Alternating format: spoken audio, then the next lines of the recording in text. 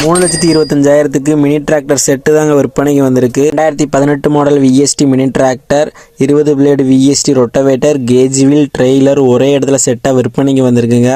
2018 model 1600 hours ஓடி இருக்குங்க. 2வது ஓனர் வண்டிங்க.